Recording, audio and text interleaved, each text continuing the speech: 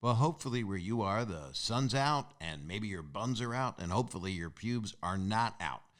That's right. That's what I said. Also, flip-flop season is upon us, and you're out here with those post-pandemic toenails. Do not worry. Our friends at Manscaped have you covered. They just launched their 4th generation performance package and their Shears 2.0 nail grooming kit. Look, we've all experienced something groomage-wise. If you're like me, not that I want to get too personal, and, it becomes willy-woolly down there, and you look a little Sasquatch-like, and it's just a little, it's a Wookiee. Well, the Performance Package 4.0 includes the new Lawnmower 4.0. This trimmer will change the way you approach your grooming routine. This 4th generation trimmer features advanced skin-safe technology to reduce grooming. You don't want any ingrown hairs or snags on your boys before beach season. Manscaped even threw in 2 free gifts to their Performance Package 4.0, the Manscaped Boxers and the Shed Travel Bag. Bring your comfort and boxers to another level. Get 20% off and free shipping with the code SAGET20, that's SAGET20 at manscaped.com. That's 20% off and free shipping with the code SAGET20 at manscaped.com. Tame that summer swamp in your pants with Manscaped. Hey, everybody. It is, it's Bob Saget's Here For You. This is that podcast, and I am so happy to be doing this show. I just love doing it. It's a show. Well, it's a conversation. And I have only one time had a guest reoccur, and that was Joel McHale. And this is a guest that I really wanted to talk to again, part because I adore him, and he's so talented. And the other part is it's a do-over for me, because the last time we spoke, it was very early in the morning, and I read comments, okay? I'm admitting it. I read them in the YouTube comments, and it said, let Randy talk. He's a genius. Let him talk. And so I attempt to do this on this episode. He is so damn talented. Go to randyrainbow.com if you're not familiar and check out his videos. He is going back on the road. He has an amazing stage show, but it's going to be all new. And he's performing at theaters literally all over the U.S. And they're going to be amazing shows. He's playing some really perfect theaters. He sold out the Beacon in New York. He's booked another one. He's doing another one there. He's playing a lot of places. He'll be at the Warner Theater in Washington. Just a lot of just beautiful theaters. Playing at Opera House, I believe. Where is that Opera House? I'm looking it up right now. Oh, it's in St. Louis. That only took an hour. And he'll be at the Paramount in Denver. All these great theaters. So go to randyrainbow.com. Check that out.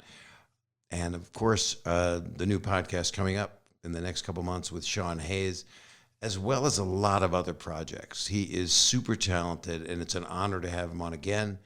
You know what to do, by the way, before I bring him into the show. You rate, review, you subscribe, and you can say whatever you want. Maybe it'll stay on the page. And I'm sending you my best. And thanks for listening. And I'm never going to stop doing this because I love doing this show. Here comes the one and only. If you're not following him, go to Twitter, Instagram, and follow Randy Rainbow, exactly as you would expect it to be spelled. And you will adore him. Here he comes, my new friend that I made this year, actually, Randy Rainbow.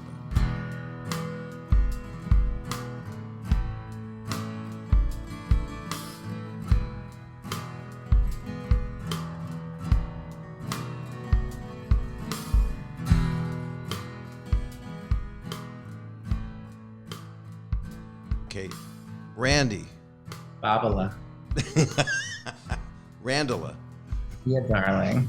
You're now, adorable. I feel like gluttonous that you're having me back. I mean, I'm like a regular on this program already. It's not fair. Because you're my hero. And you were patient, because you're the second person I've had twice, and the podcast also. But I had, right? That was my Who's number one? Joel McHale did it first, because isn't he just lovable? Yeah, and he's nice. He likes my things on Twitter and things, but I've never actually met him or anything. I love him so much. I'm a fan. I'm so appreciative of his likings. I will arrange a shidduch. You must. I must. So I'm not going to talk a lot, because if it happens, it happens. But last time I got critiques, and I listen when people give suggestions. I talked a lot. It was early in the morning. I was very tired and hyper. It was early for you, and you were not in the place that you're in now, which is it wasn't even a good view because we were both like. First of all, you're going on about all these comments you got that you didn't shut up. This was not my experience. So I don't want you to be overly conscious of this, because now I am overly conscious that now I'm just going to be left here alone. See, already you're not talking and I don't know what to say. I'm not talking, Randy. That's what they told me. I have to listen to the fair herd. to me. That's not nice to me. Okay. Then But I did not have that experience. I found you just perfectly engaging, and we were very tired. Maybe I was just asleep. I don't know. But I did not hang up and say, fucker did not shut up. Wait, you're carrying on. But I will say this. I got off after it aired. My mother watched it because she goes, everything I do, she has to watch.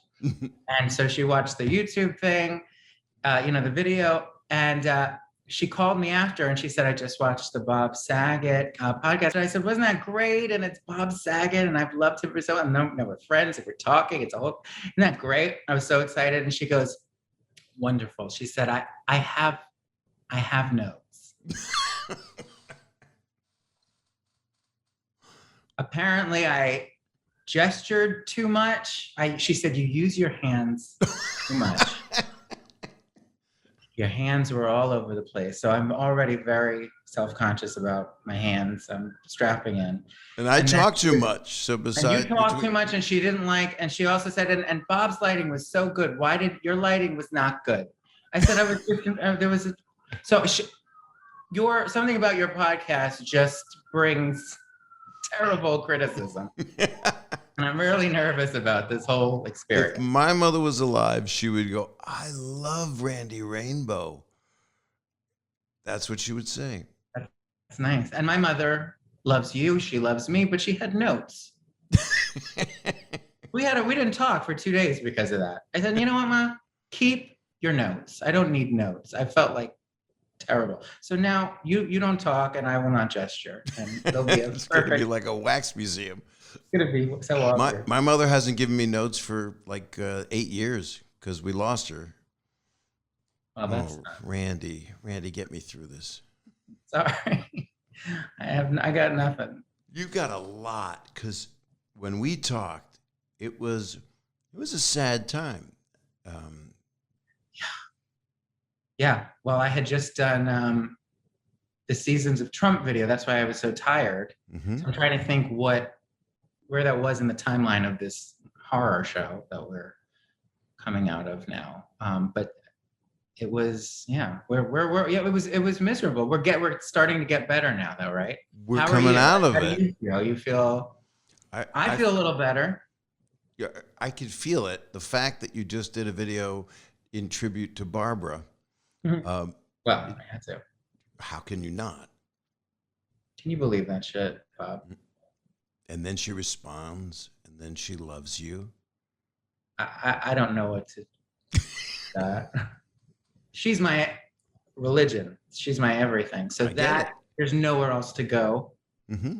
I have to just end it after this podcast. I have to ask you, are you mad at Nikki Arnstein for not knowing how great she was? I don't like to get political, but we'll do the after show. I'll let you know how I feel about that. But are you a Barbara person? This is how I gauge how much I respect people. When I saw Funny Girl, I knew what everybody knew. I didn't see her in the play. But you were gay. I knew that I was gay. Okay. I knew that if I had a do-over, I don't know what would happen right now. I mean, talking to you, I think I'd cross the river. But my wife's upstairs, and I think I'm signed off. It's speaking in code, but I think that you're hitting on me, and I think that's great. It was my way of saying that you would be number one on the list if I was to cross the river, because you're first thing, you dress the best. Well, are you talking about my schmata that I'm wearing now, or my Amazon Prime costumes from my videos? All of it. Okay. I absolutely adore you. It's so mutual. I feel so much better. You have kind of, during this quarantine, you were already an established person doing shows in theaters, and I'm beyond excited that you're going back on tour in a big way, Randy. I can't believe it. I can't believe it. I thought that I was going to be playing Dwayne Reeves for the first month to a year. I didn't know, and I would have happily. But the fact that, people are buying tickets, they want to see shows. We sold out. I mean, the Beacon Theater here in New York, that was one of the greatest nights of my life. I have right behind me, there's a picture of my marquee. Mm-hmm. And I look at it, and I've looked at it for the last year and a half. And I just think like, oh God, will I ever get to do that again? And, like Sondheim was in the audience, and Lawrence O'Donnell, like just the craziest, most amazing hodgepodge of people. And sure enough, we sold out in the first day. Tickets were on sale. We added a second show to the Beacon. So I saw that, and that to me is the barometer for happiness. I am felling because I looked at the places you're playing, and you really you start hardcore in August, is right? That's when you're hitting the tour? Yeah, end of August, we do Florida. And you're going to places I'm going to, the Ruth Eckerd in Clearwater and the Florida Theater in Jacksonville. Do we overlap at all ever? Too bad it won't be like within a day. I don't think so. I'm soon. I'm like in 3 weeks. Now, have you've been touring around, haven't you? I started. I opened up places that didn't care about anything. I was in Texas. Okay. How is it? What's doing? It was amazing. The Texans, that was in Houston. I opened a club there, and we did 4 or 5 shows, and they said they'll just shoot COVID right in the mask hole. They don't care. They'll just shoot it. It's the safest place you can be. Awesome. Pretty much. But you're going to places. You are going to. Have you done any shows live yet? Yeah, no. I'm not ready. That's one of the things that's keeping me occupied, is we're putting a whole new show together. So end of August is when it starts, and I'm not a minute sooner. I will not. How do you go about it? Do you rent a space to do it? No. Well, we will, in August, we'll end up in a rehearsal studio with our musicians and everything. But right now it's just me and my musical director, Jesse Kissel. We're also doing an album right now. So I'm writing a book. You know what happened during COVID? I was sitting around in my underwear and just agreed to everything. And so people said, oh, well, you'll write a book. I said, oh, sure, I'll write a book, and then do an album. Yeah, great idea. And then we'll do a tour. Fabulous. And now I'm like, I fucking actually have to do all of this, and it's all due on the same day. So now I'm really, really upset with myself that I said yes to anything. You signed up for finals. You're basically in finals. What did I do to myself? This is so dumb. But by this fall, I will feel very accomplished and have lots of credits to my name. But we are just wrapping up my tour. My musical director is wrapping up his work on the album stuff now. I'm starting to record, and he is going to go into the tour phase, and then I will meet him when I'm done. So it's a whole system we got going. Well, I am going to see it. I have to come to it. I know you're doing the Orpheum in LA. Yeah. I'll either do that or the Beacon in New York, but I can't miss it, because I have to ask, is it a culmination also, besides some favorites from the past shows, is it also the videos? Are you going to be singing those hit songs? Because they are hits. Yeah. That's it. Well, this is going to be sort of a walk down memory lane. It's going to go a little bit into my backstory, which I never really did in any of these concerts because I didn't think that anyone cared. But I've come to learn over the past few years. Oh God, look how I'm gesturing. I'm about to be so mad. It's good. And I bet you read the comments too. I won't. Smart. I've learned doing my Q&As that people actually do, people in my audience anyway, want to hear a little bit about who the fuck I am and where I come from and all of this. So I will talk a little bit about the how this all came to be and why I do what I do. And then I'll go into, we sort of have different segments of big medleys that we're putting together. So there's the kind of early Randy section, then it goes into the Trump years section, and we go through all of that shit in one giant medley with video stuff coming in and out as I sing. Mm-hmm. And then we go into COVID years. It's a very depressing show. But it will sort of take everyone on the journey that we've all been through together. But this show, I will also, because we're doing this album, I'll have some songs from the album and some original stuff that I'm writing with, I can't even believe it, Mark Shaman, first of all, and I wrote a new song for this album. Yep. And for the first time, I wrote a song with Alan fucking Menken. Holy shit. What? We wrote the Pink Glasses song for the Pink Glasses tour. It's going to be on the album and it's going to be on this tour. So I'll be debuting all of that stuff in this show. But it's going to be everything you could ever wish for.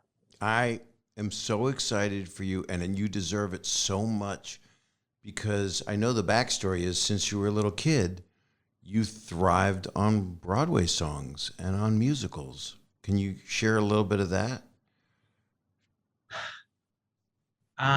Yeah, that was just my, that's what nourished me and nurtured me and got me through, all the hardships of childhood and being bullied on the playground, and my father, who was basically Donald Trump. That's how I got through, is with, music and comedy and musical comedy. And so the fact that I now, life brought me on this journey that I now have used those things to try to help people through, at a time when the country's been getting bullied on the playground and the world has been. And I'm using those same exact tools that helped me. I mean, it's a very full circle, serendipitous fate kind of thing, that ride that I'm on. So I'm very cognizant of it. I wasn't at first, but as the years go by, I'm like, this, especially writing this book, I'm looking back on it with new perspective, and I'm putting all these things together, and it's like, it's amazing that I wound up doing this and it worked out somehow. It's fabulous. Some would say it's not amazing that it was, it was the plan for you. Yes, that's the real thing. Because you had so much energy. I was a pretty hyper kid. I would assume you were. At times, I wasn't really what some might expect. I still, people think that I'm a show off and out and flamboyant all the time. After a couple of drinks, yes, I have moments, but I'm kind of shy and quiet at my core. I guess I am as well. I sure was this morning. That's why I'm glad we didn't talk this morning. What was this morning? This morning was getting up after having done 5 shows and being exhausted from travel and no sleep. And that's what you're going to have to look forward to in just a couple months. And you're going to be so amazing because you get to get that feedback because you gave out so much during this year to people. You know it. That's so, I can't wait for that. Mm-hmm.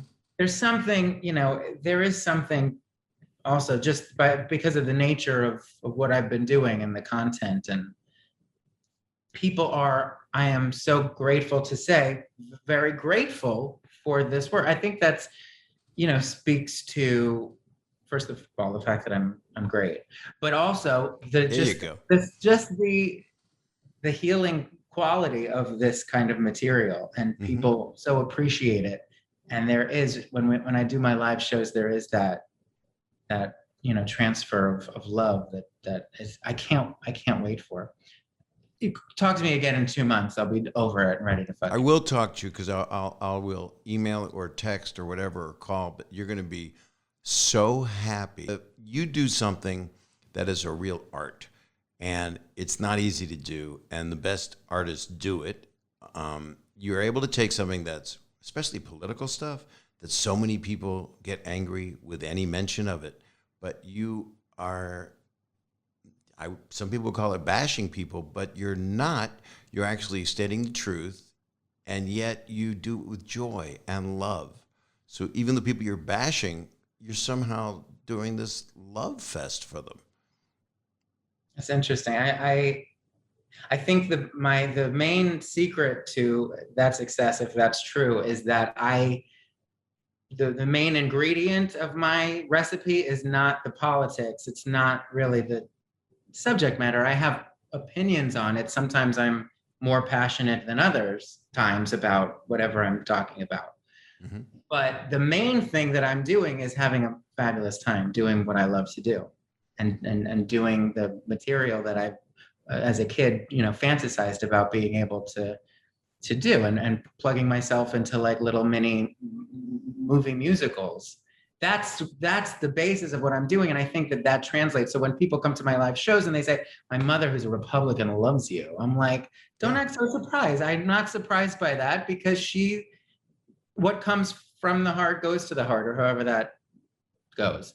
Yeah. And she recognizes that I'm having a great time, and that it's coming from and it's all in good fun and good spirit, and so yeah, I'm not so surprised by that. But that's it. If I were an angry like political person, pundit, Mm-hmm. I don't think this would work. No, and there's no way to sing songs from Fiddler, or all the musicals you do, and do them in an angry way. You're smiling through some of the lyrics that could be considered so derogatory. It's just, Right. I mean, Marjorie Taylor Greene, it was a ballad. I just wanted to put on a wig from A Star Is Born and sing a Barbra Streisand ballad. That's what that came from. Happened to be about Marjorie Taylor Greene being an asshole. I don't know. I think she's really come to her senses. I'm really happy with how it's going with her. Yeah, I think she's great. I think she found out things like the Holocaust happened. I think she found that out. Isn't that great? When she made that announcement saying that I have just learned that the Holocaust happened. Mm-hmm. Thank you, Marjorie. Really? I guess she missed Schindler's List. I can't figure it out. She's fabulous. She's right on top of that.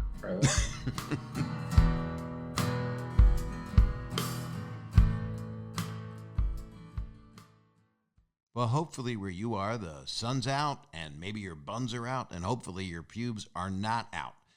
That's right. That's what I said. Also, flip-flop season is upon us, and you're out here with those post-pandemic toenails. Do not worry. Our friends at Manscaped have you covered. They just launched their 4th generation performance package and their Shears 2.0 nail grooming kit. Join the Manscaped movement by going to manscaped.com for 20% off and free shipping with the code SAGET20. That's SAGET20. Look, we've all experienced something groomage-wise. If you're like me, not that I want to get too personal, and, it becomes willy-woolly down there, and you look a little Sasquatch-like, and it's just a little, it's a Wookiee. Well, the Performance Package 4.0 includes the new Lawnmower 4.0. This trimmer will change the way you approach your grooming routine. This 4th generation trimmer features advanced skin-safe technology to reduce grooming. You don't want any ingrown hairs or snags on your boys before beach season. The Lawnmower 4.0 has a 7,000 RPM motor, an on-off travel lock, and gives you the ability to turn the 4,000K LED spotlight on and off. If the power grid goes out in Texas again, you can use your Lawnmower 4.0 to illuminate the way with this LED spotlight. This trimmer is also waterproof, so you can trim in the shower and not worry about your cleanup on aisle D. Not that you have a supermarket in your shower. Manscaped even threw in 2 free gifts to their Performance Package 4.0, the Manscaped Boxers and the Shed Travel Bag. Bring your comfort and boxers to another level. Get 20% off and free shipping with the code SAGET20. That's SAGET20 at manscaped.com. That's 20% off and free shipping with the code SAGET20 at manscaped.com. Tame that summer swamp in your pants with Manscaped. I'm just telling you, you're going to get back what you've been giving, because you've been in your apartment making these amazing videos. And then people that you look at and I respect, and I retweet them as soon as I get them and see them, because people need to see it, because it got a lot of people, anything that can make people smile and get them through this time, you did it. I mean, I would see Ben Stiller, and I mean, there were a lot of people who don't like to go political. They like to feed the kids and save the world, but they might not bring up politics. You're one of the few people that people would retweet and send out because of the love and the comedy, and you're fucking talented. Thank you so much, Bob. Well, you've brought me so much joy over the years. It's nice to hear that from you. And the people that you're talking about too. I mean, that's so thrilling to me, and I don't take that lightly. And you know, like Ben Stillers of the world, who, like you say, just are there to do good and don't really, you know, get political on their social media. And they do. I do notice that they share my stuff, and I'm honored by that. I think that's special. Who blew you away the most? Was it someone well known, or was it someone that was struggling with a family? I'm sure you hear from people like that. That must bring you a great feeling. No, just celebrities. I agree. No, you mean who did I hear from? Who Yeah, really? I mean, what touched you? What people, famous or definitely not, that really affected you? I mean, there's two answers. I mean, I'm thinking about Barbara, who just tweeted me. That things like that blow my mind, because that's the whole reason I do what I do is because of the people that I looked up to. Right. So when I hear from, Do you remember her comment by heart? Have you memorized it? It was, dear Randy, your creative and musical, well, your something and musical creativity are like butter. With many thanks and warmest regards, B. Because that's how we refer to each other, B. Or, but so stuff like that. Bernadette Peters is on my new album. I was just in her apartment last week rehearsing with her. I don't know how the fuck that happened. What is that? That's going to be more of it. I mean, as soon as you brought Patti LuPone. Patti LuPone was in my apartment. What is happening, Bob? I'm on the phone with you. I don't understand. I think I didn't make it. I think I died, and I don't know what's happening now. It's crazy. No, you're starting to live. You're going to get out of the apartment, and you're going to be on a tour, and you're playing some of the nicest. You're playing the Warner Theater in Washington. That's one of my favorites. The Chicago theaters. I love the Warner. The Warner's one of my favorite. Yeah, it's one of my favorites. But I want to answer the second part of that question. Please. Because it's not just celebrities, although that thrills me. But when you talk about what moves me the most, when I do my live shows and I, talk about the Patti LuPones and the Bernadette Peters, I was a little kid. I was a teenager in the audience of their shows whenever they would come on tour, or I would come here to New York and see them. So when I do a live show and there are teens or young, 8, 9, 10-year-olds dressed up like me, wearing the pink glasses, and the parents tell me, "Oh, you're a role model," and that kills me. There's no greater compliment that you can pay me, and that goes, that is very lovely and fulfilling. Well, you're also a person that tells kids, teenagers, that it's okay to be who you are and embrace it and love it. And there are people in this world that you do something unusual. Your talent is unusual because you come out, you're dressed as women, men, you look beautiful sometimes, a lot of times. Sometimes. All the time, all the time. Sorry, when you hold your hand still. But sorry, back to your mom. Your mom. What's your mom's name? Gwen. Gwen, of course She's it is. watching this right now, so let's. Gwen, you look beautiful. Thank you. Sorry about the hands. I know I did it too much already. Okay. But I'm saying it's a wonderful thing for people to not live in the fear of their lives anymore if they find themselves. I mean, we just came off of a month of Gay Pride Month, which is, I think, more significant now than it probably ever was. Am I wrong there, or does it always feel that way? You mean this This particular particular year, one, or? coming out of COVID, that some people are coming out for the first time during this year because Yeah, the year changed them. I'm sure that's true. Yeah, it always feels very significant to me for some reason or another, whether it's what's going on in the news or, you know. But yeah, I missed the. So, I mean, this is the second Pride in a row that we didn't have the big New York thing. Mm-hmm. So that's what I felt this year, was kind of a lack of that gathering. Although people did gather and stuff and go to bars and things, but they didn't have the parade, and so I'm looking forward to that returning. It'll be But you know strong. what? To what you just said about being yourself and talking about my mother, and now I'll pay her a compliment. She'll be very happy. But that really is a testament to my upbringing and the safe environment and nurturing environment that she and my grandmother created for me. Because I guess I guess I was not always as comfortable or confident to dress in drag or wear lipstick or whatever I do. I don't think about it now. I do it because it's just part of my art, Right. and it's fun, and I want to. And sometimes I look really cute. It's great. But I don't have anything that stops me. But I do hear from these parents who bring their children. They specifically thank me for that, and they say thank you for being unabashedly being yourself and wearing the lipstick. I hear lipstick all the time. I got to do a lipstick line, but I don't think about it, and I think, and that makes me take stock of what's going on in here and think, oh wow, I guess I reached a place without even really knowing it, Right. where I'm confident enough to do that. And that's what I wish for everybody, because I think there'd be less hate in the world if people could be their most human self.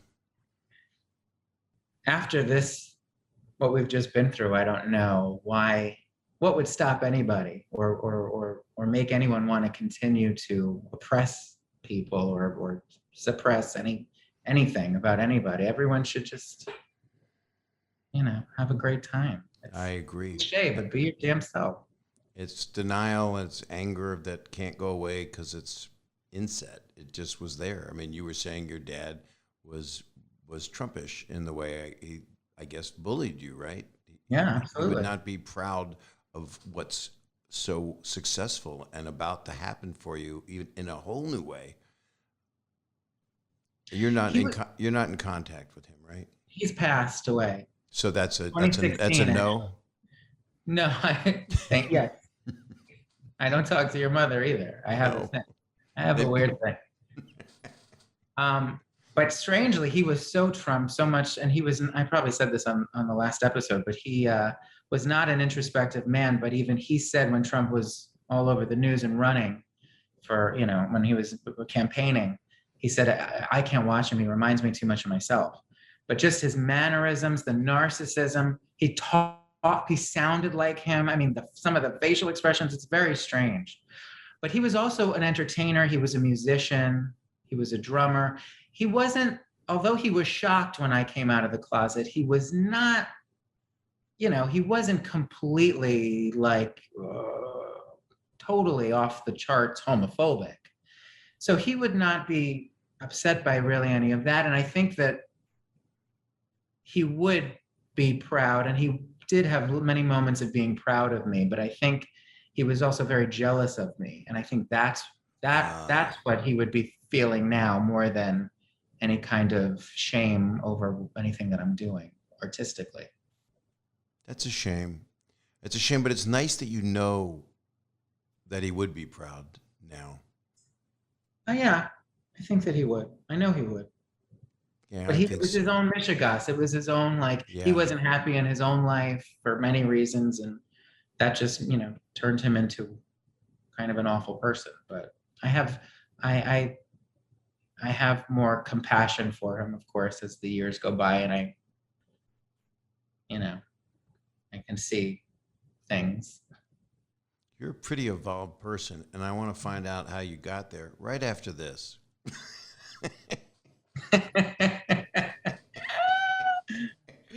I've never done that. Okay, we're back.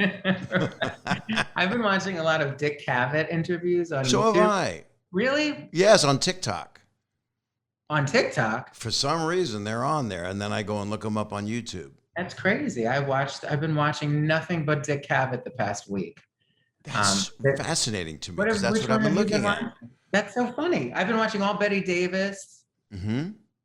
And She went through hell. my God. And well, in what way? You mean physically? No, the business and being an actress and having to fight her way to be who she was, be a strong woman in the industry. I never really knew that much about her. I just kind of recently-ish, 5 to 10 years ago, kind of got into her films. And these interviews with Dick Cavett are really, I think, the only interviews I had ever seen. Now I'm watching some of her late night, appearances and stuff. But she was awesome. She was a real theater broad. She wasn't that with the Hollywood bullshit. She was really kind of she was menschy and just like a real person. I have a short story for the people Please make it that short. love comments. I was years ago, I was with my ex-wife at Fred Siegel here in LA, which is a clothing store that had a cafe outside. And I had a cousin visit me, cousin Colleen, who is no longer with us. And we're sitting there and she goes, I wish I could have seen a celebrity while I was here. I'm just so disappointed I haven't seen a celebrity. And then all of a sudden, my ex-wife goes, Betty Davis is sitting over there. When was this? This is 30 years ago. 35 years ago. Yeah. Something crazy. This was, I think before I was on Full House. So I was like 27 or something. So it was 1987. Not that it matters, but it was a while. And my ex-wife says, should I tell her? I said, tell her what? She said, Betty Davis is over there. And I said, what the hell? I mean, she wants to see someone famous. She tells her Betty Davis is there. Cousin Colleen is up and walking over to Betty Davis. Oh, Jesus Christ. I got my head in my hands. All of a sudden, Betty Davis tells her to sit down and is talking to her for 10 minutes. That's crazy. It was What did she say? wonderful. Colleen comes back. I kind of sheepishly wave. I didn't want to go over. And cousin Colleen said, she told me about her family and how things are going and asked me where I'm from and wanted to know all about me. And I'm like, that's the shit. That's nuts. She was lovely, though. You can tell she was really warm. Mm-hmm. Probably the opposite of what a lot of people expected of her. But I just love watching her, and I love those Dick Cavett interviews. Who else did you watch on Dick Cavett? I'm trying to think who else Jerry Lewis. I just watched Jerry Lewis last night. The humble Jerry Lewis. That's actually a nice interview. I like that interview with him. That's nice. What was different about it? I think that people had a respect for Dick Cavett. That like the same way I think when people go on Howard Stern or something, mm-hmm. you get a different kind of version of that. You got the best version of that person when they're with that particular interviewer. That's how I feel about Dick Cavett. You're right. So, I don't know. It's just very insightful and easy and just nice. I saw one that if you haven't seen it, you must. It's Little Richard. I haven't seen that one. Oh, my grandmother. Little Richard on Dick Cavett. Okay. Comes out, and Little Richard says that people don't know, but he discovered the Beatles. He was in England, and they opened for him, and he tells that. And then every time Dick Cavett said something, Little Richard said, shut up. I have to watch it. It's the best. Oh, my God. And you just love him from it. I can't wait. He was on Full House once, Little Richard. Really? We had him there, and he accidentally, in an outtake, Jodie Sweetin was on an apple box because she needed to be higher up, and he accidentally hit her and knocked her off the apple box. Jesus. It was like during Good Golly Miss Molly or something. And she just went flying. And it was really hilarious. And she was fine. But he felt so bad. He was so sweet. He was full of love and so talented. What an experience. I mean, who was the most exciting guest star for you on that show? Might have been him, but we had the Beach Boys reunite. Yeah, that I remember. John Stamos made that happen because at that time Brian Wilson wasn't talking to Mike Love or any of the guys, and Stamos put that together. It was his star for the show, but for music. Full House is where the Beach Boys reunited. That's so weird, but how amazing. I remember that very vividly. Who is the most excited? Who got you the most excited of someone that came to one of your shows? Excited is a weird word because I don't get excited. I just get nauseous. But at the Beacon, Sondheim sat next to my mother. Stephen Schwartz was next to them. And Barry Manilow came to my show in Palm Springs. That was amazing. Awesome. But I'm good now. I just leave my body kind of. I don't think about it. It's not like I enjoy it or I can't think about it. You know, I get very nervous. If you'd have been younger, it would have been a whole different thing, right? No, you probably would have quieted down as well, right? You wouldn't have known what to do if you met your heroes. What do you mean if I'd been younger? If you were 16 and more of a fan, like when I was a fan, I would go up to somebody when I was younger. But I don't do that now. No, I've always been terrified. I would go and wait at the stage door as a teenager, but my mother would then have to say, "Can he take a picture with you?" I'm terrified. It's horrible. It's not a pleasant experience. meeting my heroes. I'm having a miserable time with you right now. Well, you're not alone. I mean, I'm not having a bad time with you, but everyone has a problem. I'm kidding. But I don't like it. I know some people. I mean, there are times when I enjoy it, like Bernadette Peters at her apartment this past week. Right. I was able to calm down a little bit, and then I started to enjoy myself and was able to appreciate it. I have gone to dinners with Sondheim and had a couple of drinks and have been able to, really feel myself and be in my body and appreciate it and have a nice conversation and enjoy it. But usually when it starts out, it's not good. You realize that some of these shows you're doing major cities, that you're going to have probably more people that you love, you look up to, as far as, icons that are going to go there. Are you prepared for that? And will you maybe try not to hide your inner self? I will not hide you mean like on stage? Off stage, when they come back to say hello. You wouldn't know to look at me. I'm perfectly charming and I seem like I'm totally in control, but inside I'm screaming. So, are you saying, well, I try not to do that? Yeah, maybe overcome it so you could love, because Barbara might be there. I mean, people are going. No, I will leave. No, you can't. It's her. Hug her and just try a Randy exercise to just let yourself be loved by these people that you're entertaining the hell out of. Especially this year, you gave a gift to so many people. We couldn't wait for another video to come out. Oh, that's so nice. Well, it was a gift to me that I was able to do that. It's the only thing that got me through this. But that's a good thing, and I'm going to hear your voice saying that, and I'm going to try that exercise. That would be my only Obi-Wan Kenobi attempt to tell you, is to let the love in. Let the love in and let you be you, as though you're at Bernadette's apartment. Right. Try to, because when you're performing, that's your living room that you're entertaining all those people. Right.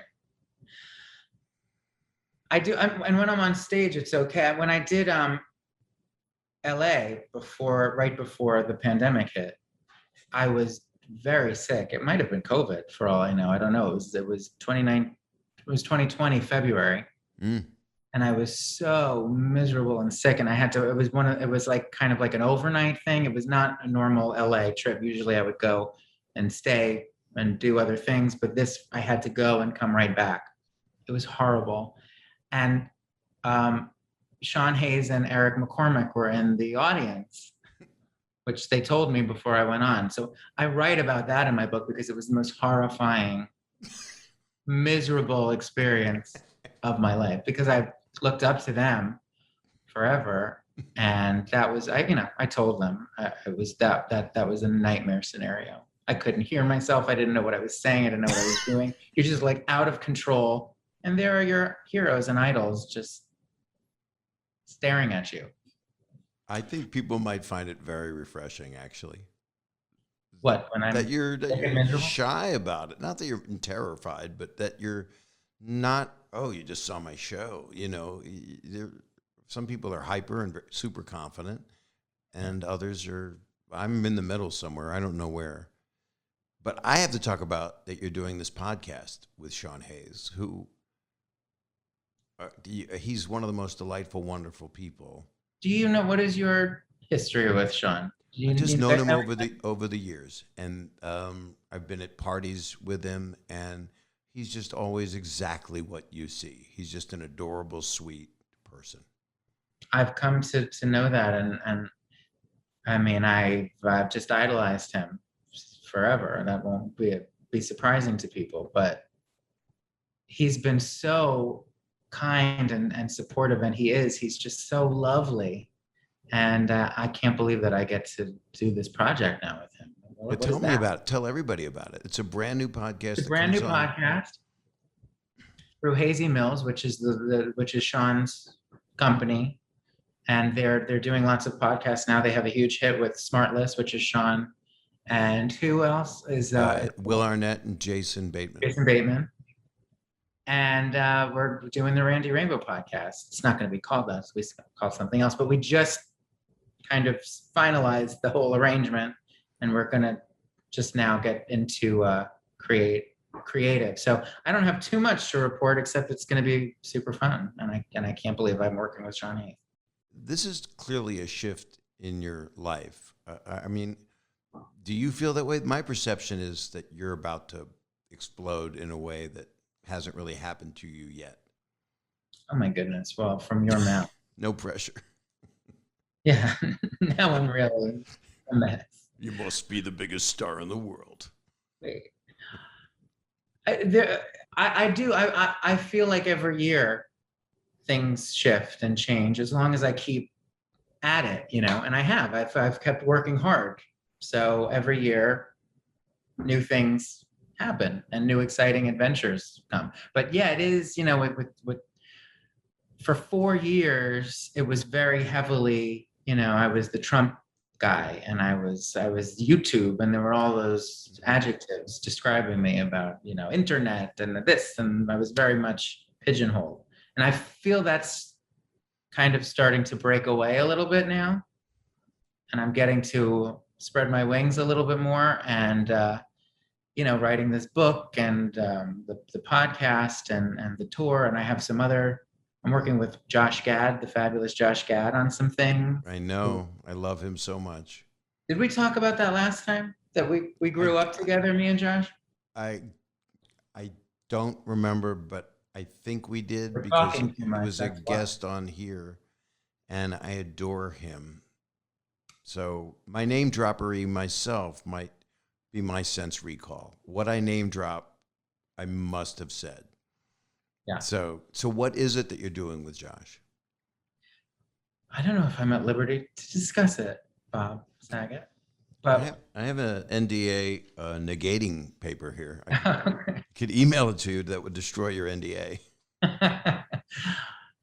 We're working on something that is kind of it's very beginning stages, but it's animated and it's musical. Great. And I think Alan Menken might be involved. So all my dreams are just coming true. But Josh and I grew up. We went to theater camp when we were 12 and Yes. 13 years old. Mm-hmm. So Where was that theater camp? Hollywood, Florida. I know that town. And is that where you were living? Yeah, South Florida is where I grew up. Long Island, born, 10 years old in South Florida, and then moved back here at 21. And so you and Josh were friends during that time. Yeah, that's where I found him in Hollywood, Florida. And I just loved him. We got along so famously. And then he went off and got super famous and successful. And I was sitting behind a reception desk at an accounting firm, hating him. I've told him this, but now it's starting to work out. So I like him again. How long were you at the accounting firm? We did not talk about this. Oh, Jesus. I just wrote about it today. It's horrible. But that was the last job I had before I quit my day job and started doing this full time. But I was there 2.5 years. Before that, I did PR for a half a year. And before that, I was a receptionist at a Broadway production firm. And before that, I worked at Hooters. I mean, I've been all over the place. Okay, back that up. So Hooters, what was, this is in the book, I know, but what happened at Hooters? I worked there. That was my first job. I moved to New York, and the girl who was a childhood friend from Long Island when I was a kid was a Hooters girl, among other things. And she said, you know, the manager is a big queen, and he will love you, and come in for an interview. And sure enough, I got a job, but I didn't know. I was surprised that the job they gave me was as the host. I was the front man at Hooters. So you didn't wear those shorts. I'm sorry, I didn't. I wanted to, but I was confined to just khakis and a white polo. But the faces on these construction workers and these Wall Street business types that would come in, and there I would be with my little clipboard. They were so miserable. I just disappointed so many men. It's a dream gig. It was fun, and I was like the mascot because these poor girls. A lot of them were not happy there, and it was just sort of a nice sanctuary to come visit me at the host stand. Just the kind of jovial gay there to kind of be a palate cleanser for them. But it was nice. I made some really good friends there. Because also it was more of a misogynistic time. I mean, not that it's not still, but people were pretty, they treated women pretty, guys like that would just take advantage and do weird stuff. Right. Yeah, it was 2002, 2003. So yeah, it's a different time. My God. Time. What's the weirdest thing that happened at Hooters? Do you have something in mind? I don't want to give the whole book away, my God, but. All right. You don't have to do that. No, I do want to, but the most exciting thing, and I won't go into too much detail, but one of my friends who was a waitress was seeing a man who may or may not have been a major star athlete person. Wow. Yeah. I'll tell you one of these days. No, I won't tell you. Was he a married man? He might have been. Oh, so he's a widower? Thank you, yes. Oh my. I think I know who it is. Do you really? If he's a widower. No, he was not a widower. Oh, okay. I said a widower. I was being polite by saying that his wife died. No, he was not. That was the very strange thing. That was another weird thing. I don't think if it were today, they would have been so conspicuous because of there was no social media back then. Mm-hmm. It's crazy how out he was, and we would be, and I was part of the group, and he would fly us around, and we would be put up in penthouses and in suites, and he'd send us on shopping sprees. I was a Hooters girl. It was great. It was a nice lifestyle, yeah. Is that the title of the chapter? I was a Hooters girl? It was titled My Eyes Are Up Here, but then I changed it to Chicken, and you'll see when you read it why. No, the wings. Well, that's one of the reasons. But the whole chapter, it turned out everything was about, it kept going back to chicken. So, and I was a chicken. I was, 22 years old. Right. So I thought that was a good title for the chapter. It's a great title for anything. I mean, comedy is based on chickens and pickles. Exactly right. So you are working nonstop right now. You spent this year and a half, probably a year and a half, well, February a year ago, just making these productions at home.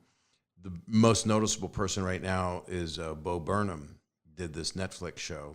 Which I haven't seen, I'm embarrassed to say, but I can't wait to. I haven't either. I've seen pieces of it and incredibly impressed. Some amazing musical things in it, dealing with the mania. And we got, out of you as an artist, we got the resin of all that. We didn't see the mania. There's no behind the scenes of Randy Rainbow layering himself in 10 times recording. And you would do them, from what you told me last time, like in a 30-hour period. You just would go. Just walk me through. Was it like, did you sleep for 2 days after? Was it painful, or was it both painful and rewarding? Yeah, both. But I did that. I had that schedule, or that system of just pulling all-nighters and that turnaround for 4 years. I mean, I kind of felt like it was with that administration. I started it, and I kind of felt it was almost an OCD kind of thing, where I felt like it was a project, and I had to, every major thing that happened, which, as you know, is every other day. Mm-hmm. I had to cover it in some way. I had to do it. So it was miserable at times, but the reward was so, just creatively, and people would come to my shows, and so it was worth it. And I would do it again. But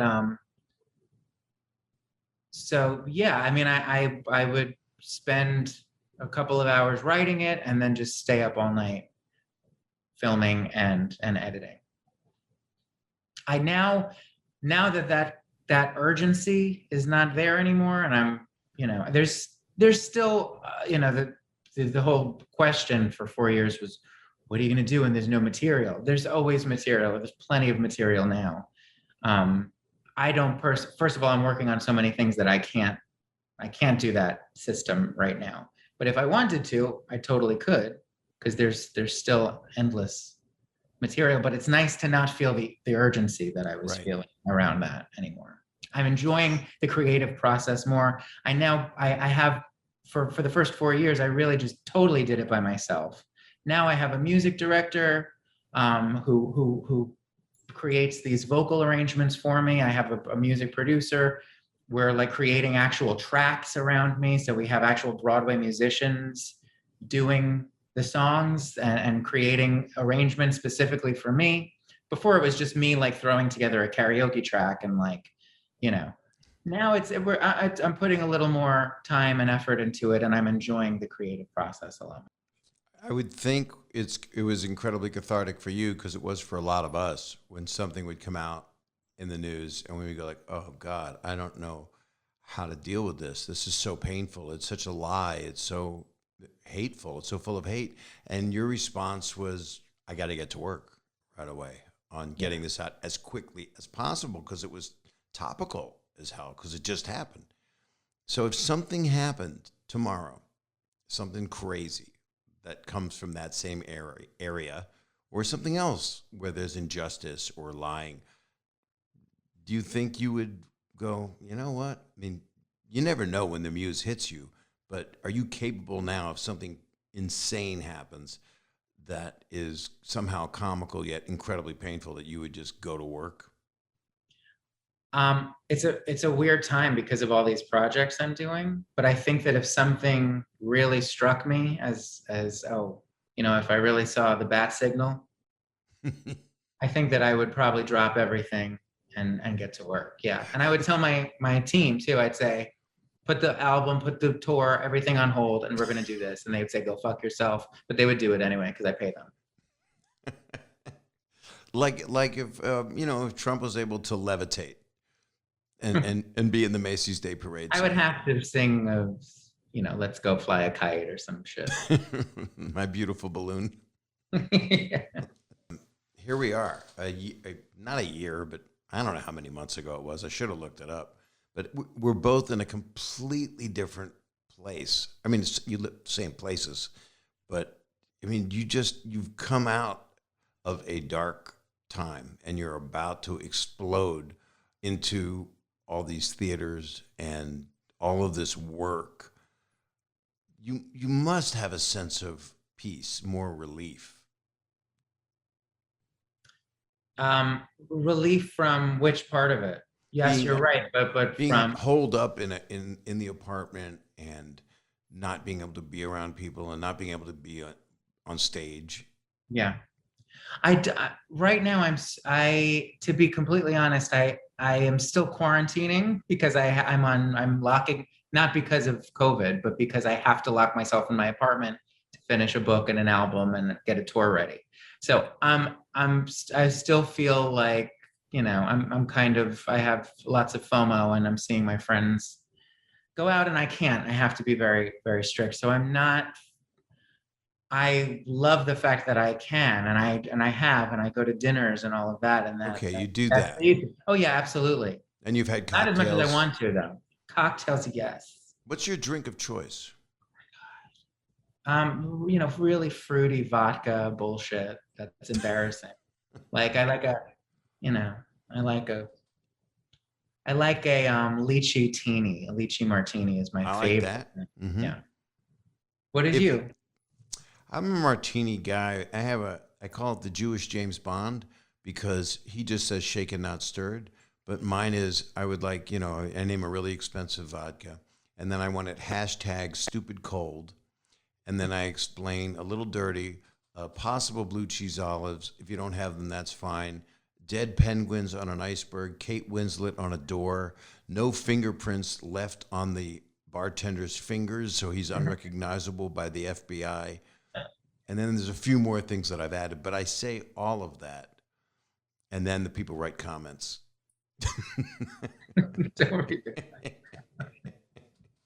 But I like a martini now and then. But I would think you'd like a Manhattan now and then. Are you? I like a Manhattan. I don't know if I should be embarrassed about this contraption I just bought. And this is a free plug. It's called a Bartesian. Have you heard of this? No. Is it a drunken person from Paris? It's not a man. It's not a person. Ah. It's it's like a Keurig. A Keurig. Mm-hmm. A Keurig. Yeah, I just read about that on your Twitter. You mentioned it. Right, but it's for alcohol. Oh. So it's a machine. Look it up. It's for, and I was a little trepidatious about it because how could that be good? But you fill up the canisters with all the different liquors, and it comes with pods for Manhattans, for a martini, for a tequila thing with margarita. A margarita, thank you. You put in the pod, and then it gives you the choice: strong, medium, fucking wasted, and then you select your strength, and then it tells you what glass to put in, and it makes your cocktail, and they're good. Now, seriously, you just did a commercial, so you should get at least a free one. Am I stupid or what? I do this. I go on shows and I plug things without any sort of arrangement or endorsement deal in place. Maybe you could talk to your reps and explain what you just did on this podcast and just get one delivered. At least you'd get, or the mixers, at least you get that. Well, now I'm gonna do that. I think so. They don't have a skinny margarita. They can't do that, probably. I believe they do. Are you kidding? No, I believe they have everything. I'm going to get this thing. I'm going to get it. And oh no, I did it too. Oh no, I'm plugging it. Well, now they're free. They're free now. Anybody who mentions. I want to go out and have a cocktail with you. I can't wait till we can. No, we're going to. I want to also. I want to have some fun. And my wife wants to meet you. And it's just, we're coming out of it, you Yeah. know? Thank God. I can't wait. I'm really, really excited to be out there again. And once I hit the road, I'm gonna be very emotional about it. I keep thinking about the first time I step on stage. And I have like that, the music also really. And when there's a live band and they're playing Mhm. our little overture and stuff, and then I walk out on the stage and I'm hit with that, I can't imagine that I won't get weepy. You're going to, I did. I Did still you do. really? I still do because I'm going into cities and opening their clubs and theaters. I opened like 5 places. And I mean, I opened the Hard Rock in Atlantic City and I started to cry in Atlantic City. Really? Yeah, because people are back and they're able to go do it. And then you get to be part of it. And we've been wanting to do it. Yeah.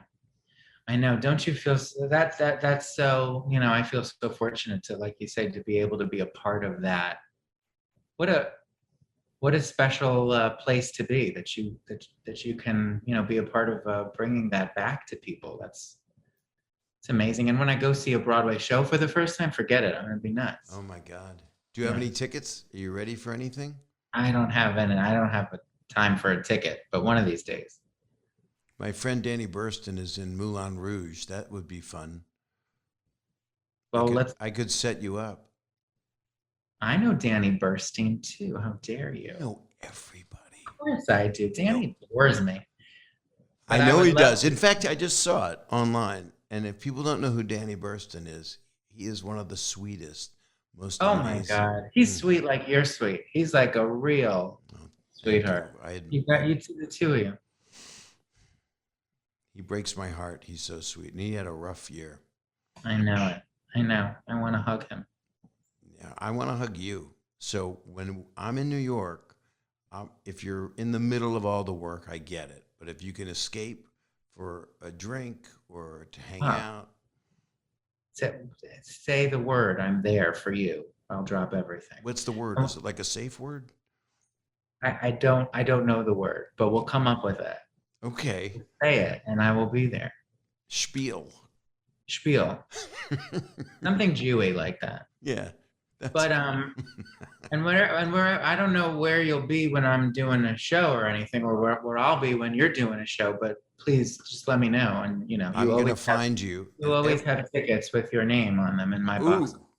Ooh, we're gonna get a free drink machine and each other's tickets. We're getting free drinks too. We will get free drinks. Yeah. And then I'll have to go to my meeting the next day for AA, but that's okay. I mean, I'll bring the machine. You'll have free booze to hand out. Well, I need to tell people while you're still talking to me that all they have to do is go to randyrainbow.com. randyrainbow.com is where you get everything you need in this life. I believe Tickets are on sale now, and they're going fast. They're literally going fast everywhere. It's just sold out on so many shows, and people, I can't wait to see it. And I'm going to try to go see you where you don't have a show the next day, so we could go out afterward. That would be great. That'd be ideal. Yeah. Let's do it. I know how you show people are. Now, what do you do when Broadway calls and says, we want you in this theater for a year? Do you sign the contract? I'm busy. I got a call. Your dream of all dreams. No, when that happened, I got a call from, I told you I was a receptionist. I'll just close with this because I know you got to go. But I had to tell you one more thing too. And a receptionist in the Broadway production office when I was, a child after Hooters. Tibby, stop it. My cat's getting crazy. Your cat's a star. I mean, anybody follows you online. She's stunning. But I've used my hands so much by this point. My mother you didn't? Turned the whole show off. You truly didn't. I did talk too much though. And I know that people will say it, but I'm not going to read the comments. Please, whoever's watching, do not attack my friend Bob Saget on my behalf. It's his show. He's gracious to have me on. He's the loveliest host, and I won't stand for it, please. But he did talk quite a bit. But that's fine. But when I was the receptionist in this Broadway production, from the main producer guy recently contacted my agents to see if I would be interested in talking about a Broadway run. Yeah. If that's not a Cinderella story, I'll eat one, as Elaine Stritch would say. I will be there all the time. Hey, you'll be sold out all the time. Oh God, well, that's the ultimate dream. So I hope that happens one day. Well, you better get ready because it's going to. And Yeah. and doing all these theaters, that's basically like taking a show out on the road and working it out in one theater, you know? Exactly. Yeah. You could do that too. Oh, I just wanted to tell you that I voted for you for on the Academy of Television Arts and Science. Did? Yeah, you're nominatable Thank for best short form. Best short form. Yeah, it's tough competition this year because it used to be just, I think, comedy and variety. Right. This year it's short form, comedy, variety, drama, cooking, knitting, it's everything. I voted for 2 knitting ones and one vaccine demo, self-vaccining. Yeah. Well, So whatever. which vaccine did you get? I got Pfizer. That's supposed to be the best one because they make Viagra. Right here every day. First it's Pfizer and then Moderna. And then it's Pfizer again and then it's Moderna. I don't know. Yeah, Johnson & Johnson's gone through some trouble. Is it still not? Apparently, I'm not up to speed on it, but they had trouble with their baby powder, and I used to use it on my balls. See that? I did that a lot too, and then I stopped. I used it on your balls. Yeah.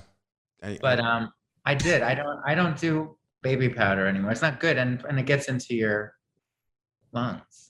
It does, because everything I inhale through my balls. See, there's your problem right there. That's our soundbite for the promo. I can't thank you enough for coming back on here. Bob, I love you. I feel like I started strong. We were definitely more energized, but realize it's now after 10 here. And with my new, schedule with this quarantine, I usually go to bed at 8. I didn't know that. That's why I gave you options. No, I'm happy to do it. I'm actually getting a massage after I leave you. Oh, because I'm broken. So I'm having a night. I'm having a whole evening. I might even have a Bartesian. But I am starting to wind down now, so I don't want to bore your guests. But no, you're not. It's all perfect. I love you, and you're so lovely and supportive, and you just mean the world to me. And I can't wait to see you in person finally. Randy, I wish you knew that I feel exactly the same way. So thank you. Thank you. I adore you. You're just a real gift of a person. Love you. Love you too. Say hi to the masseuse. Ask them if they are a fan of mine or did they read the comments. You wrote the comments. What do you mean read? Tell the masseuse that you've been using your hands too much today. I'm exhausted. I have to get rubbed down every time after I leave your show because I'm flapping constantly in the wind. Have a great night, and thank you so much. Thank you. I'll talk to you soon. Talk to you soon. Love to your mom. Bye. Thank you. That was the amazing Randy Rainbow. You've got to go to randyrainbow.com. You have to follow him on Twitter, Instagram. He is, he's delightful. And he's genuine and is so super talented. And you'll be seeing a lot from him. Listen to the new podcast he's going to be starting with Sean Hayes. Go to randyrainbow.com and find out if he's in your city because you will love his show. I can't wait to see it. I don't even know what it's going to be because it's all new. Thank you guys for listening. You know what to do. You rate, review, you subscribe. When you review, keep in mind, in the beginning, I did not talk as much. Look, I get excited. He gets quiet when he sees or talks to people that he likes in his life artistically. Sometimes I get effusive. So I'm just who I am. What are you going to do? I'm sending you guys a lot of love. And thank you for listening to Bob Saget's Here For You. And I wish you a really good day or good night in the case of when we recorded this. Thanks, everybody. Be well.